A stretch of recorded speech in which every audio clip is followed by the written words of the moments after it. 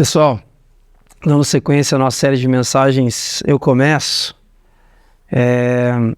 Eu quero convidar você a olhar comigo para a necessidade que nós temos de começar pequenas atitudes, pequenos gestos de transformação nos ambientes que estamos inseridos, mas a começar isso por mim, a começar isso por você.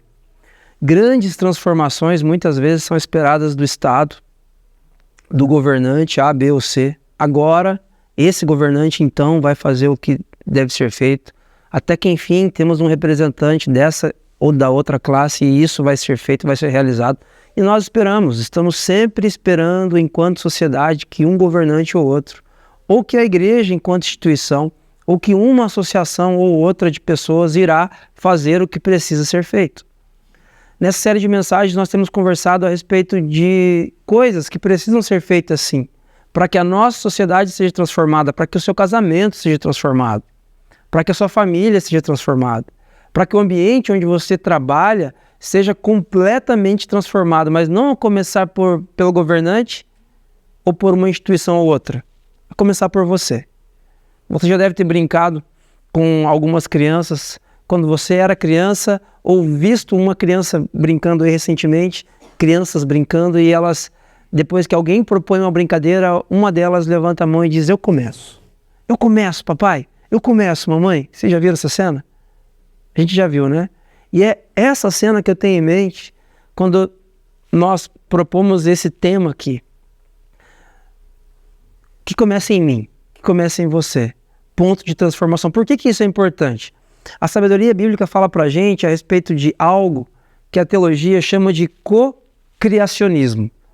Cocriacionismo é quando você tem uma alta consciência a respeito de Deus, de que é Ele que cria todas as coisas, é Ele que faz, é Ele que propõe todas as coisas, mas você também tem uma alta consciência a respeito de si mesmo.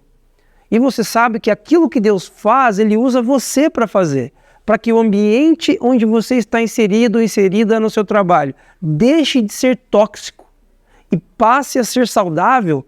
É Deus que transforma a partir de você, para que o seu casamento deixe de ser um casamento sofrível e passe a ser um ambiente saudável, onde a presença de Deus é perceptível. É um milagre de Deus, é só Ele que pode fazer isso a partir de você. O nome disso é cocriacionismo. É Deus que cria todas as coisas, mas Ele nos chama graciosamente para que participemos daquilo que Ele está fazendo na história. No entanto, essa é a vontade de Deus, revelada em Gênesis 1 e 2. Quando Deus nos cria, Ele nos cria para que participemos do que Ele faz.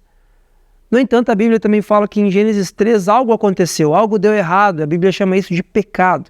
O caos entrou na história. E aqui nós podemos perceber que há pelo menos algumas propostas onde nós deixamos de viver a partir dessa linha do cocriacionismo, de uma alta consciência de Deus, de uma alta consciência de si mesmo, e algumas anomalias passam a acontecer. Eu quero falar pelo menos de 3 delas rapidamente aqui para entrarmos no tema dessa manhã.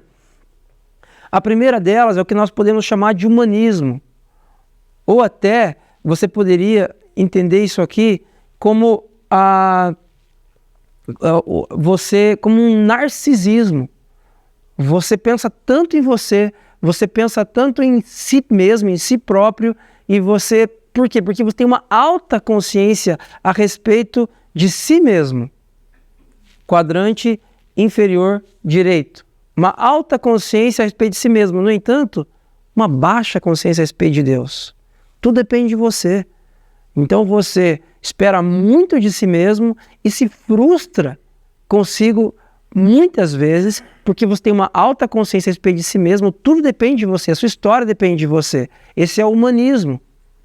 Uma outra visão de anomalia é o que nós podemos chamar de niilismo, que seria a visão de que nós não temos não estamos vindo de lugar algum, não estamos indo para lugar algum. A vida se resume a isso aqui mesmo, então vamos aproveitar. Vamos comer, vamos beber, vamos trabalhar e aproveitar a vida, porque a vida passa rápido. Eu tenho uma baixa consciência a respeito de Deus e uma baixa consciência a respeito de si mesmo. Os meus atos, assim, pouco importam. Se eu ofendo ciclano, se eu ofendo Beltrano, se eu sou uma pessoa que honra os outros, se eu sou uma pessoa leal, íntegra, não importa muito. O que importa é o arroz, é o feijão, é o que eu tenho que comer no dia a dia, é o que eu tenho que viver, é os boletos que eu tenho que pagar.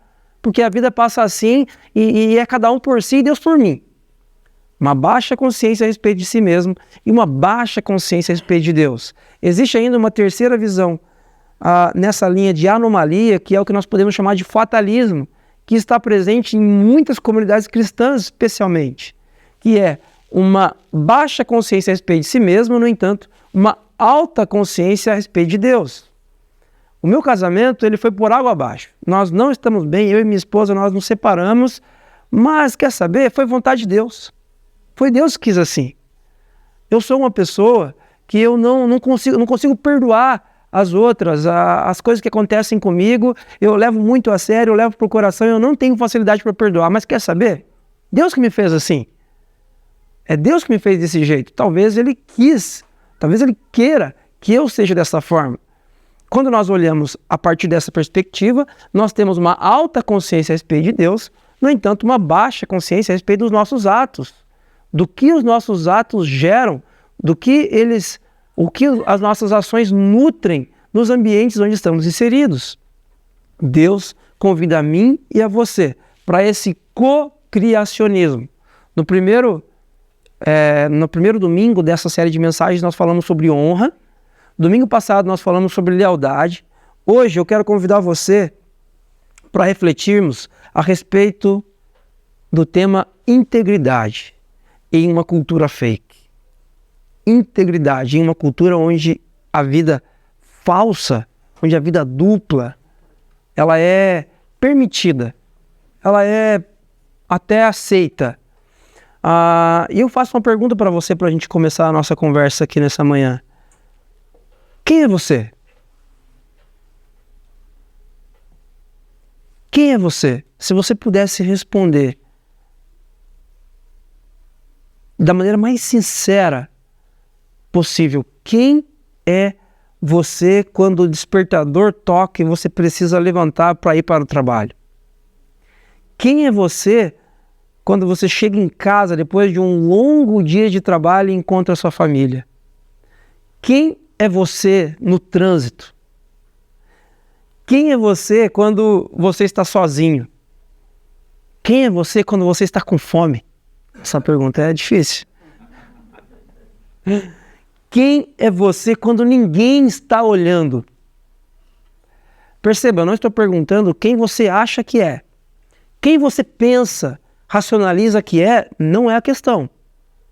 A questão é quem as suas ações dizem que você é.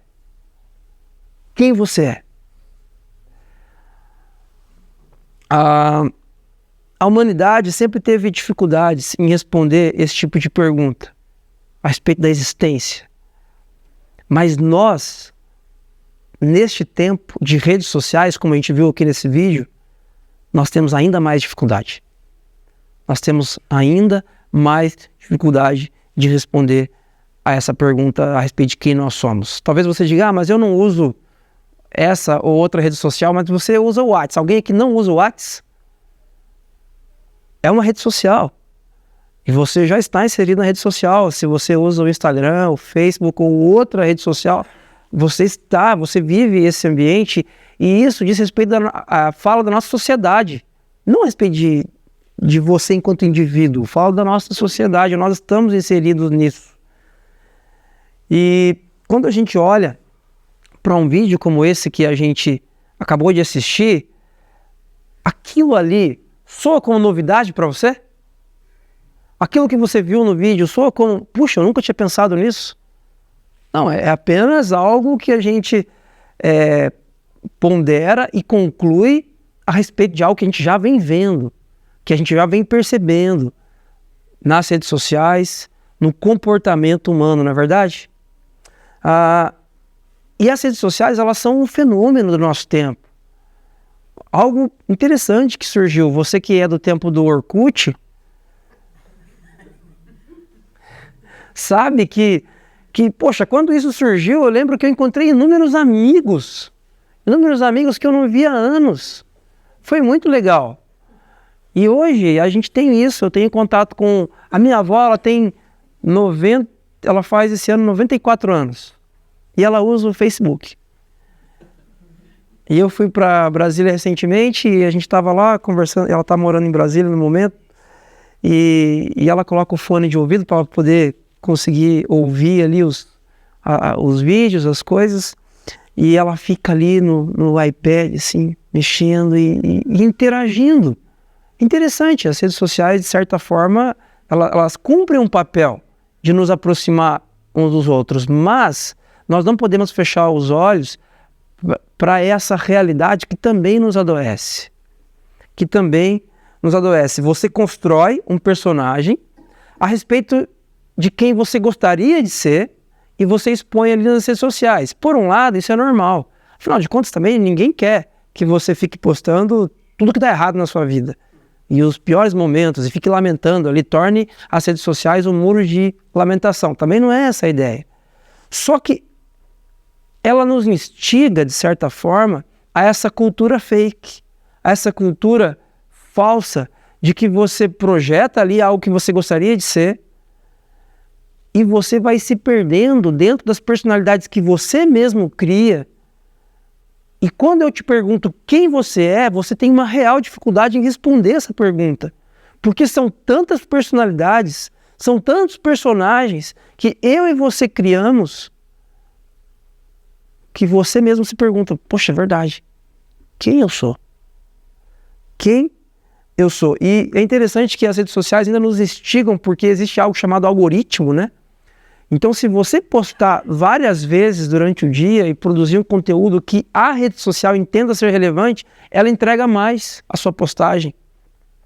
E em vez de você ter poucas curtidas, você vai ter muitas curtidas e você vai ganhando o que a rede social chama de engajamento. Então, a rede social, ela te chama para que você crie esse personagem e que você produza conteúdo dentro desse contexto. Então, você precisa performar, vender ali uma imagem de alguém feliz, de alguém bem-sucedido, de alguém que tem um casamento perfeito, que tem filhos lindos. Aí, de vez em quando, você posta uma bagunça lá na sua casa, mas é para soar engraçado, né? Você posta algo que deu errado. Poxa, furou o pneu do carro. Tipo, poxa, aí você tira uma selfie assim com o pneu furado. Mas é para parecer engraçado. Você faz isso para mostrar que você lida bem com os momentos difíceis. É ou não é verdade, gente? O problema é que isso tem um preço. Isso tem um preço. O filósofo sul-coreano Byung-Chul Han fala sobre isso em seu livro Sociedade do Cansaço. Esse sociólogo radicado em Berlim, na Alemanha, ele diz o seguinte, ele diz que a partir de 1945 surge o que a filosofia chama de sociedade moderna. Mas de 2001 para cá, surge, segundo ele, a sociedade do desempenho, que é o que o filósofo polonês, citado aqui recentemente, Zygmunt Bauman, vai chamar de sociedade pós-moderna ou de modernidade líquida.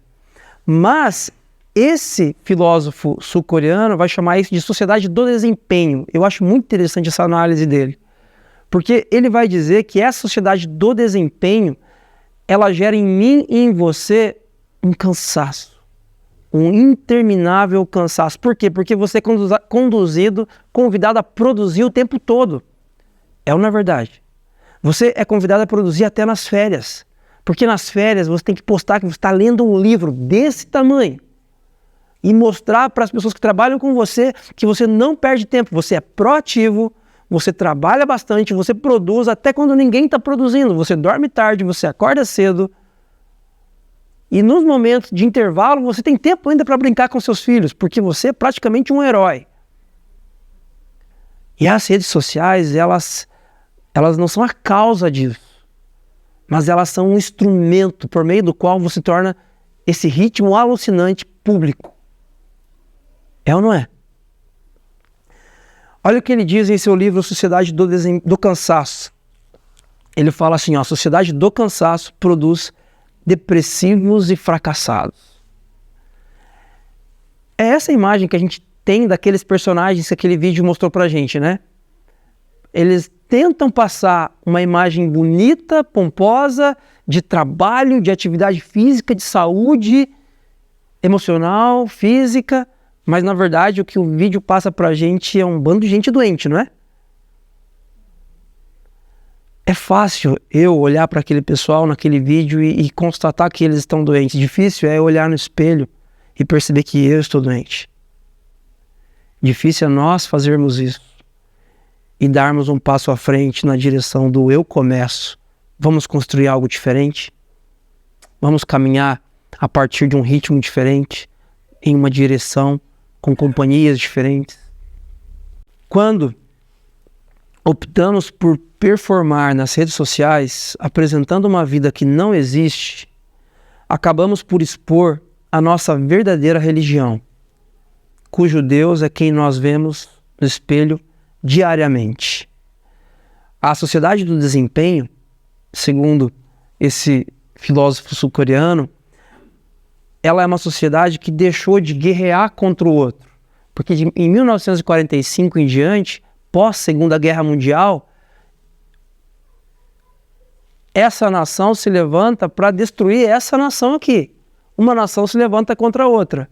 De 2001 para cá, dentro desse contexto de sociedade do desempenho, A não se levanta mais necessariamente contra B. A se levanta agora para dizer que é o bom. Nós queremos nos levantar e dizer que nós somos bons, fortes, produtivos, conhecedores, que sabemos todas as coisas. E o Deus agora é aquela pessoa que você vê no espelho todos os dias. É você mesmo. É a imagem que você constrói e vende de forma tão cara para os seus amigos e para os seus familiares. Só que eu e você sabemos que essa é uma cultura fake. Por quê? Porque eu, Carlos, sei que eu não sou bom. Eu sei que quando eu posto uma foto com a minha esposa, dizendo que eu a amo, isso é verdade, eu a amo, eu corro o risco consciente de estar passando uma informação de que o nosso casamento é perfeito, ou de que ele é, na maioria do tempo, pelo menos, perfeito. E definitivamente não é. O nosso casamento, o meu casamento, é um casamento real, como o seu, que tem inúmeros problemas, que tem lutas diárias e que são vencidas pelo amor de Cristo derramado sobre nós, única e exclusivamente assim. Essa cultura fake, onde você performa, onde você acena, onde você sorri, ela te adoece. Ela te adoece. E o que a sabedoria bíblica diz sobre isso? Essa questão mais importante é o porquê de estarmos reunidos aqui nessa manhã. Eu quero dizer para você que se você usa muito ou pouco, ou se você nem usa as redes sociais, tanto assim, você ainda assim faz parte dessa cultura fake. Porque você não escolhe a sociedade na qual você faz parte, você simplesmente faz parte disso. O comportamento de toda uma sociedade afeta você, ainda que você ache que não. E essa vida de aparências, ela não é novidade, ela existe desde que o mundo é mundo. Só que antigamente nós falávamos em máscaras, nós falávamos em uma pessoa que é falsa, né? Mas as redes sociais, elas potencializaram essa possibilidade de comportamento. O que a Bíblia nos instrui a fazer então diante desse cenário? Esse cenário é uma realidade, ele não é uma opção. O que a Bíblia nos instrui? Eu quero convidar você a olhar comigo para o livro de Salmos. Nós usaremos hoje um texto que é utilizado na sabedoria bíblica como uma espécie de inário você tinha um livro dos cânticos, das canções do povo de Israel, e esse livro é o livro de Salmos. E ele revela de forma poética a sabedoria que Deus deu para o povo de Israel viver e pautar essa história. Eu quero convidar você a olhar comigo aqui para o Salmo de número 15. Hoje, geralmente nós usamos aqui a NVI, a nova versão internacional. Hoje eu estou usando a NVT, a nova versão transformadora, tá? O texto, capítulo 15, versículo 1, começa com o salmista Davi trazendo uma pergunta. Senhor, quem habitará no teu tabernáculo? Quem poderá morar no teu santo monte? Senhor, quem habitará no teu tabernáculo? Quem poderá morar no teu santo monte? O que essa pergunta aqui quer dizer? A palavra tabernáculo diz respeito à moradia de Deus em parte do Antigo Testamento. Quando você vai estudar o Antigo Testamento, você percebe que em algum momento Deus resolveu se manifestar, caminhar com o seu povo presencialmente. Ele não estaria mais distante, ele estaria junto do seu povo. De que forma? Dentro de uma tenda, que eles chamavam de tabernáculo. Então Deus habitava no meio do seu povo, mas não eram todas as pessoas que poderiam entrar lá no tabernáculo. Apenas o sacerdote poderia fazer isso. E uma vez ao ano. Então, quando Davi está fazendo essa pergunta, ela soa como uma pergunta retórica. Como uma pergunta onde todo mundo já sabe a resposta. Senhor, quem habitará no teu tabernáculo? Quem poderá morar no teu santo monte? A resposta de um sonoro grupo de pessoas ali, uma resposta sonora de um grupo de pessoas seria: ninguém. Ninguém poderá habitar. E a palavra habitar aqui e morar está num tempo verbal que indica continuidade. Não é apenas entrar um dia ou outro como você faz num Airbnb. Você aluga lá um bom apartamento na praia ou em algum lugar e você fica lá 1, 2, 3 dias. Não é disso que o texto está falando. O texto está falando de morada contínua, de você habitar ali permanentemente. Quem poderá habitar permanentemente no teu tabernáculo? Quem poderá morar permanentemente no seu santo monte? Referência ao Monte Sião, que é o lugar considerado o lugar de Deus, lugar do Senhor.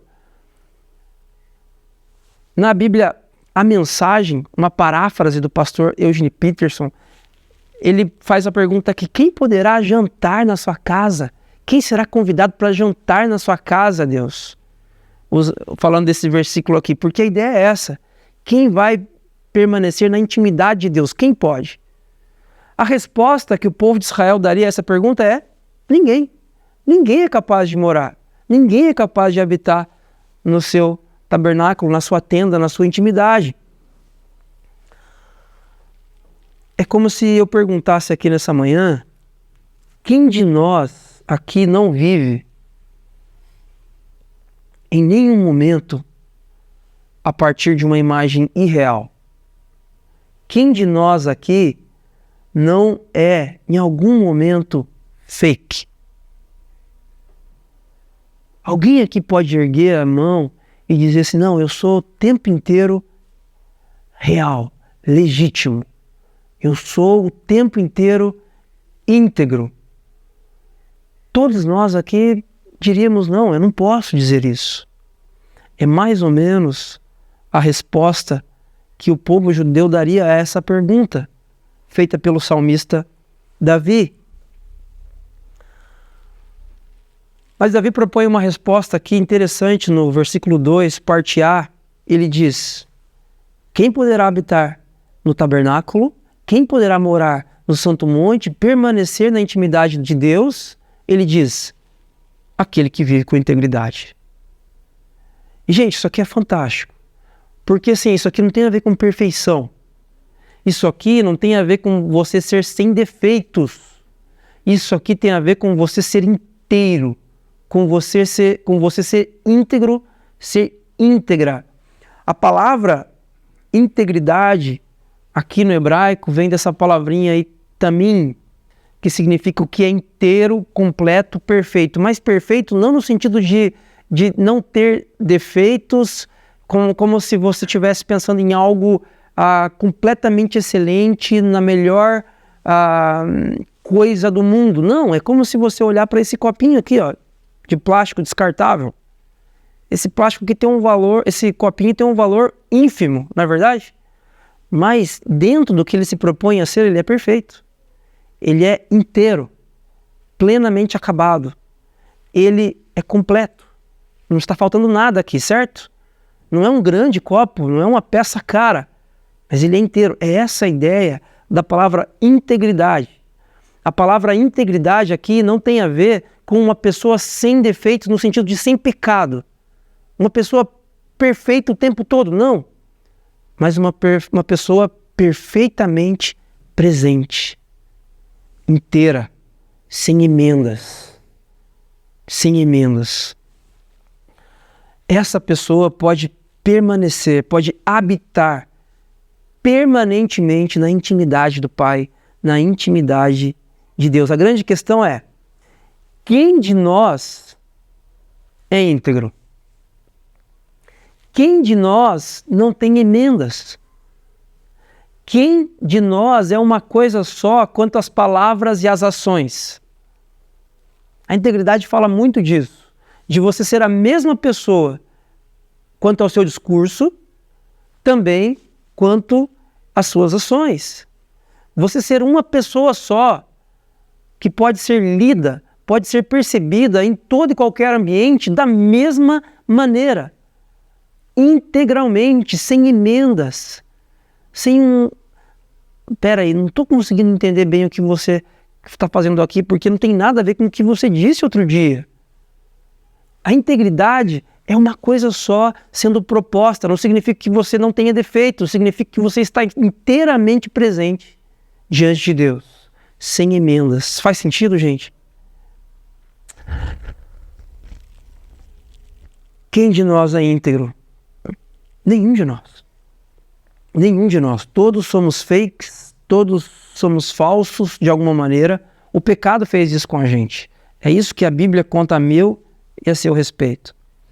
Quando eu vejo um líder religioso, especialmente nas redes sociais, passando uma imagem de alguém sem defeitos, de alguém perfeito, de alguém que não erra, eu enxergo a maior anomalia de todas.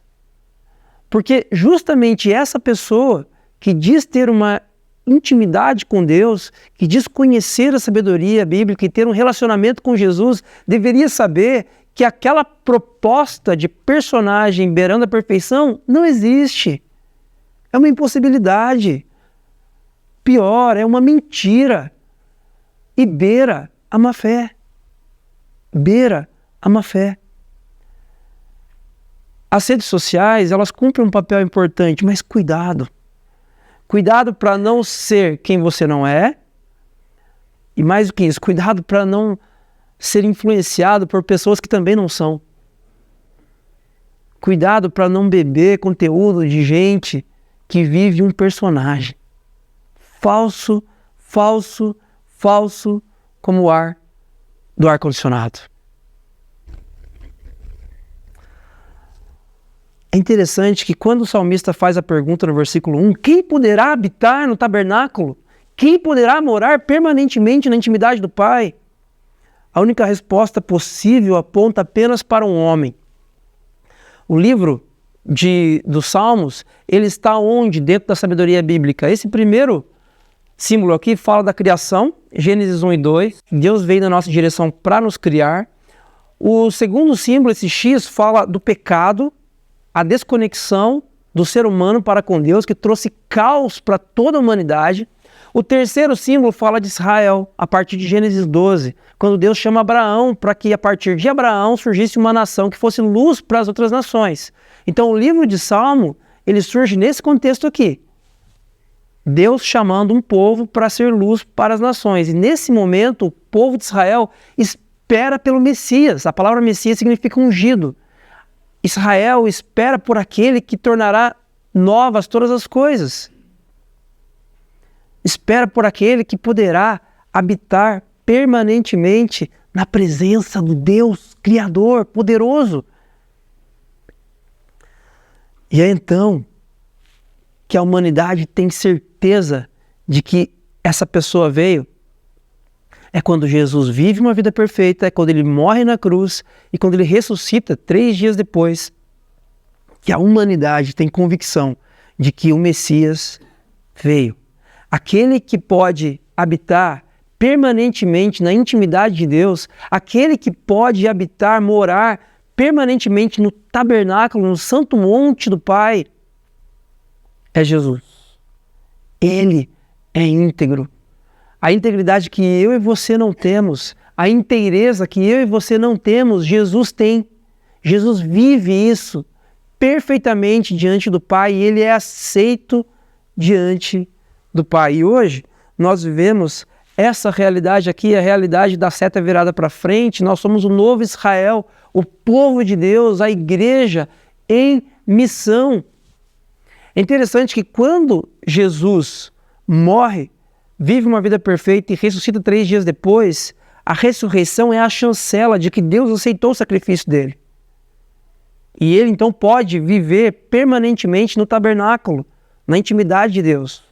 Só que não apenas Jesus, porque quando o Espírito Santo é derramado, ele torna você apta a também morar, a também viver uma vida íntegra e habitar permanentemente na presença do Pai. É isso que o Espírito Santo faz com você. Ele torna você mais parecido com Jesus, um dia de cada vez. Para quê? Para que você habite permanentemente na presença do Pai. Quem é você?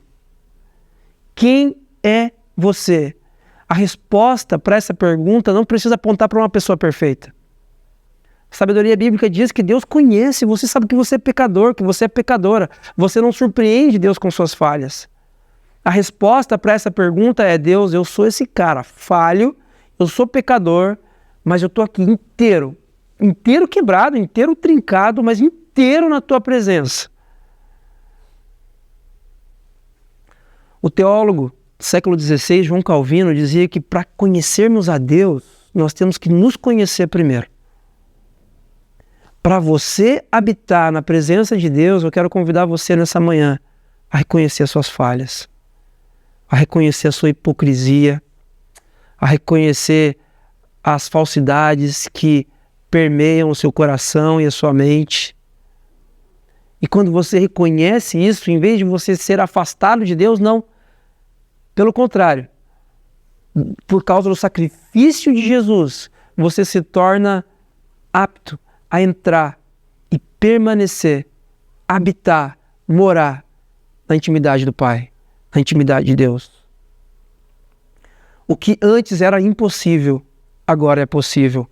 Voltando para o versículo 2, parte A, quem pode viver? Aquele que vive com integridade. Quem pode permanecer na presença do Pai, no tabernáculo, no Santo Monte? Aquele que vive com integridade. Agora, isso significa então, Carlos, que eu posso ser do meu jeito, o tempo todo, inteiramente eu, e está tudo certo, Deus me aceita do jeito que eu sou? Mais ou menos. Não é bem isso que o texto está falando. Se você inteiramente é quem Deus quer que você seja, então você viverá a maneira de Deus e não a sua maneira. A maneira de Deus e não a sua maneira. Como eu sei disso? Tirei isso da minha cabeça? Não. É o que o texto segue falando. Se você olhar aí na sua Bíblia, é o que ele segue dizendo. Olha o que o texto fala a partir do verso 2, parte B. Lembrando, no versículo 1, o salmista pergunta: quem habitará no teu tabernáculo? Quem vai morar no seu santo monte? Ele mesmo responde: aquele que vive com integridade, que pratica a justiça e de coração fala a verdade.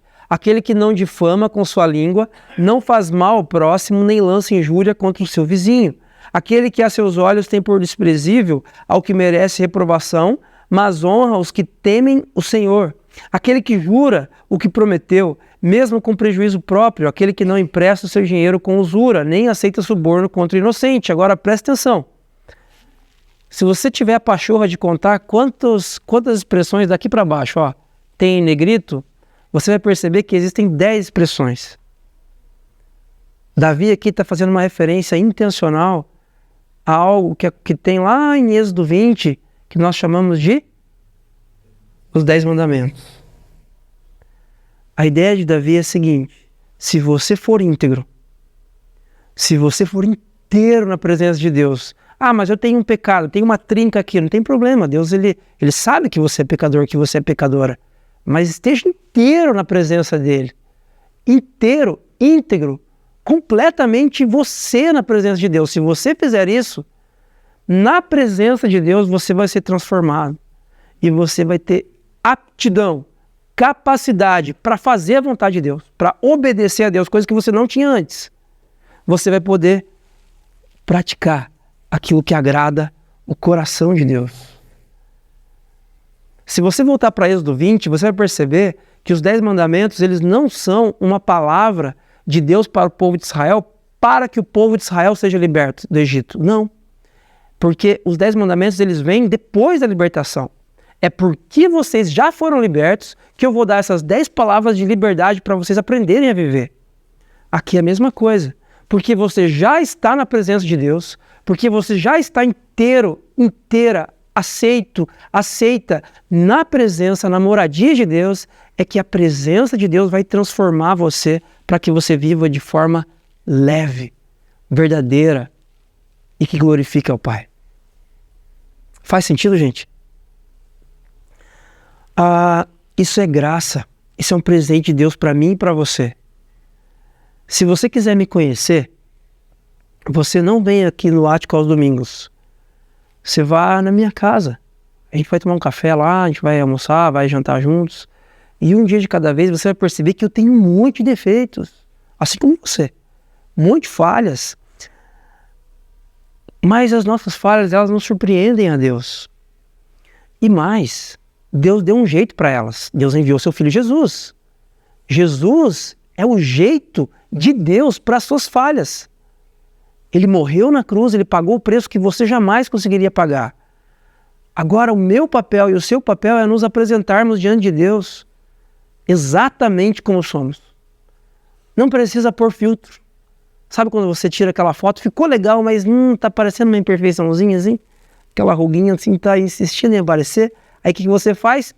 Passa o filtro ali, fica linda, não é? Fica show essa foto. E o que você faz? Aí então você posta. Eu tenho uma boa notícia para você. Diante de Deus você não precisa de filtro.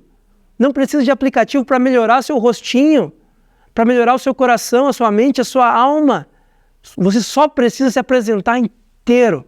Deus, esse sou eu. E o que ele vai fazer? Ele vai transformar você. Agora, o contrário é verdadeiro. Se você não vive nada disso aqui, se isso aqui não tem a ver com a sua vida, se a sua vida, se a sua história, se as suas ações não tem a ver com isso aqui, provavelmente você não vive uma vida de integridade diante de Deus. Você não se apresenta inteiro diante de Deus. E se isso é verdade, também é verdade que você não mora, não habita na intimidade de Deus. E nessa manhã, eu quero que você entenda que Deus ele nos convida para que moremos com Ele, integralmente nele, para que sejamos transformados em quem Ele quer que nós sejamos. O pastor americano Tim Keller, falecido recentemente, ele diz algo interessante a respeito disso. Presta atenção. Deus nos vê como somos, Ele nos ama como somos, Ele nos aceita como somos. Isso é verdade. Mas, por sua graça, não nos deixa como somos. Essa fala do Tim Keller, ela me lembra de que Deus ele me ama tanto que Ele se recusa a me deixar do jeito que eu sou. Ele quer me fazer mais parecido com a referência da religião? Não. Ele quer me fazer com carinha de crente, com jeito de crente, jeito de falar, jeito de andar, jeito de se vestir? Não. Ele quer me fazer mais parecido com Jesus, o ser humano perfeito. O escritor aos Hebreus vai dizer que Jesus é a expressão exata do ser de Deus. E a vontade de Deus é fazer com que você seja cada dia mais parecido com Jesus, só que você não é. Porque você, em muitas áreas da sua vida, assim como eu, você é fake. A vontade de Deus é tornar você cada dia mais íntegro, mais parecido com Jesus. E é nesse processo que nós estamos. É nesse processo que nós estamos. E a boa notícia é que essa transformação não depende de você. Se dependesse de você, também não ia dar certo. A gente não ia conseguir. Essa transformação é graça. É Deus que executa em mim e executa em você. É Ele que nos enche de alegria em participar do que Ele está fazendo. E a nossa parte é nos apresentar inteiros. É nos apresentar exatamente como somos. Carlos, conta tudo. Conta como você é, conta os defeitos, conta as qualidades, conta os dias bons, os dias ruins, conta tudo. Quando eu me apresento inteiramente diante de Deus, sem reservas, a minha integridade, ela me habilita a ser recebido por Deus e e fazer com que eu seja transformado por Ele. A transformação é totalmente parte de Deus, é poder, é missão dele. Assim, tem uma última consequência para a gente concluir, que está lá no versículo 5, parte B. Ele diz assim, o salmista diz assim, aquele que vive com integridade consegue praticar aquelas ações, consegue obedecer a Deus, fazendo referência ali aos 10 mandamentos, com aquelas 10 instruções. E ele diz assim, e quem age dessa forma, olha o que acontece, não será jamais abalado. Olha só isso, gente. Quem age assim, de forma perfeita? Não. É inteireza, é integridade diante do Pai. Quem age assim, não será jamais abalado. E aí, antes que você ache que isso aqui é vitória em cima de vitória, antes que você ache que isso aqui é não ficar doente mais, que é ficar rico, é ficar famoso, não é disso que o texto está falando. Não ficar abalado, não ser abalado, não significa que vai dar tudo certo na sua vida, em todos os sentidos. Que você vai ser feliz o tempo todo, ininterruptamente. Não é isso que o salmista Davi está propondo aqui. O que ele está dizendo é o seguinte, quem age assim não será abalado. Abalado do quê? Abalado de permanecer na moradia do Pai. Porque é esse o assunto aqui. O assunto é uma pergunta que está lá no versículo 1. Quem poderá habitar no teu tabernáculo? Quem poderá morar permanentemente, continuamente no seu santo monte? Quem? Aquele que se apresenta com inteireza diante do Senhor. Esse que se apresenta com inteireza, ele jamais será abalado. Abalado de quê? Abalado de habitar na presença de Deus. Não tem a ver com circunstâncias. Ainda que você fique doente, ainda que falte dinheiro, ainda que o seu casamento vá por água abaixo, ainda que os seus filhos não honrem você, ainda que você se sinta triste com o cenário político e econômico do nosso país, ainda que você passe pelo vale da sombra e da morte, você não será abalado, porque da presença de Deus, ninguém vai tirar você. Porque um preço foi pago. Jesus morreu na cruz.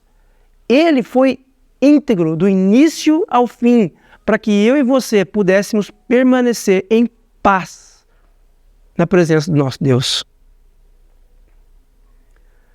É isso que Paulo vai dizer aos Romanos. No capítulo 8, versos 38 e 39, quando Paulo diz, porque eu estou bem certo de que nem a morte, nem a vida, nem os anjos, nem os principados, nem as coisas do presente, nem do porvir, nem os poderes, nem a altura, nem a profundidade, nem qualquer outra criatura poderá nos separar do amor de Deus, da intimidade de Deus que está em Cristo Jesus, nosso Senhor. Durante essa semana, quando você pisar na bola, e você vai pisar na bola, quando você errar, quando você maltratar o seu cônjuge, quando você for desrespeitoso com alguém que você ama,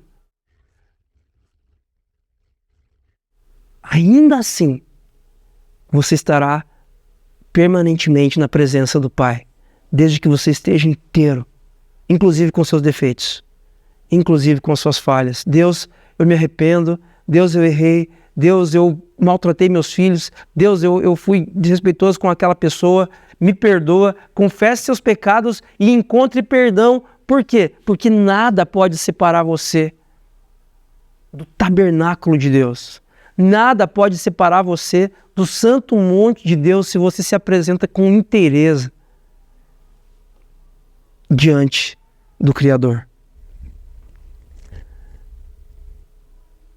Perceba, a integridade, diferente da honra, diferente da lealdade, ela se manifesta interiormente. Eu não sei se você se apresenta diante de Deus com inteireza, com integridade. É foro íntimo. É você que vai dizer para você mesmo. Mas isso reverbera exteriormente, porque aquela obediência ali contida no verso 2b até a parte A do versículo 5, ela é uma consequência de você ser íntegro diante de Deus, de você ser inteiro diante daquele que conhece você melhor do que você mesmo. Somente Jesus pode livrar você do fardo de quem você não foi criado para ser. Guarde isso. As redes sociais, elas nos convidam a que construímos, a que estejamos desenvolvendo um personagem o tempo todo. Eu, como pastor, sou convidado o tempo todo a construir uma imagem de um pastor sábio, de um pastor espiritual, de um pastor bem-sucedido, de um pastor que está fazendo um movimento legal acontecer. Eu sou tentado a construir essa imagem o tempo todo. Mas eu, Carlos, sei que isso é uma mentira. Isso é uma impossibilidade. Porque não sou eu que estou fazendo. É Deus que faz. Enquanto eu não entendo isso, eu carrego um fardo, um peso de ser quem eu não fui criado para ser. Eu não fui criado para isso. Eu fui criado para estar inteiro na presença de Deus. Completamente rendido na presença dEle.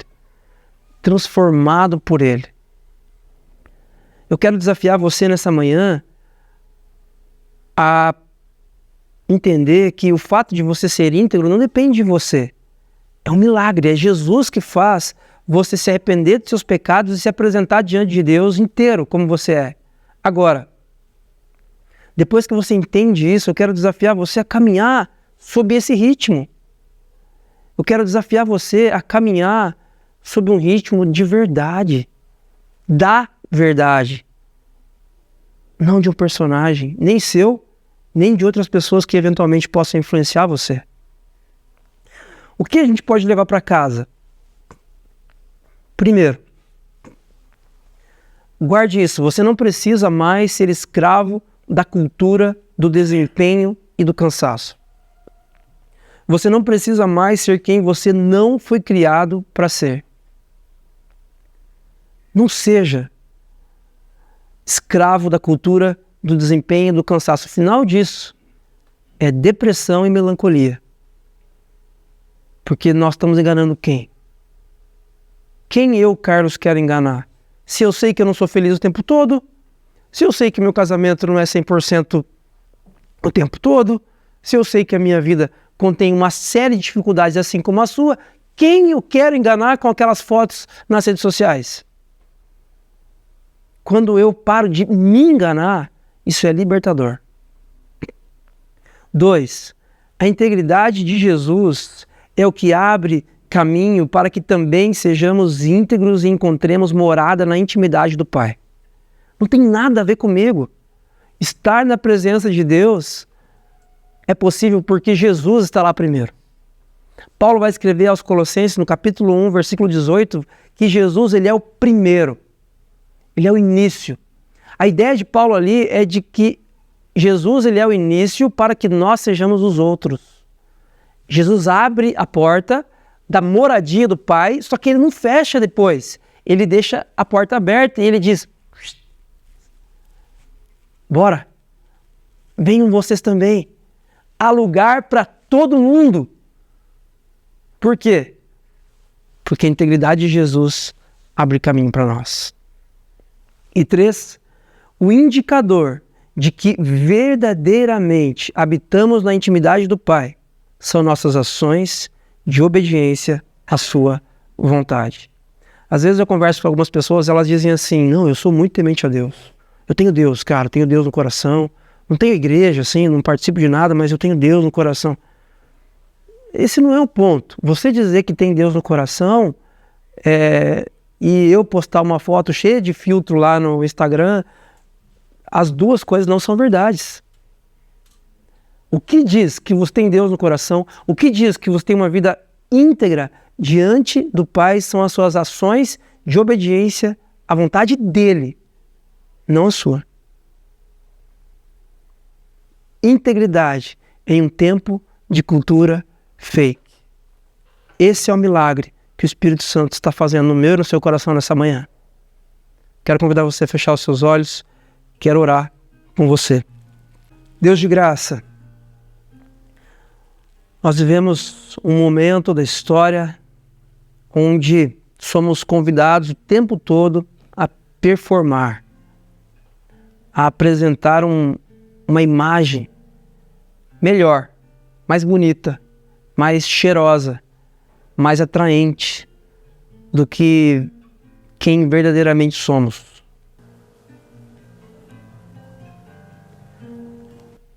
Mas nesta manhã, Deus, nós queremos deixar de lado, Pai, essa falsidade. Queremos deixar de lado, Deus, esses personagens. E nós queremos nos apresentar inteiros diante do Senhor. Inteiramente imperfeitos como somos. Inteiramente quebrados como estamos. Inteiramente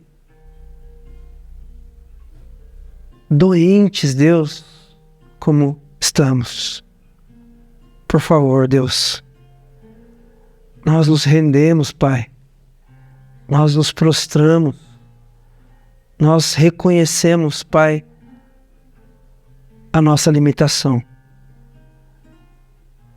E nós pedimos que nesta manhã o Senhor nos transforme em nome de Jesus. Por meio do sacrifício redentor de Jesus, o Senhor nos aceite em sua presença. E que viver em sua presença seja perceptível aos nossos amigos e familiares a partir das nossas ações. E que possamos, Deus, nesta manhã carregar em nossas mentes e corações a certeza inabalável de que nada poderá nos separar da sua santa presença, da sua intimidade transformadora. Faz isso, Pai, em nome e por amor de Jesus. Amém.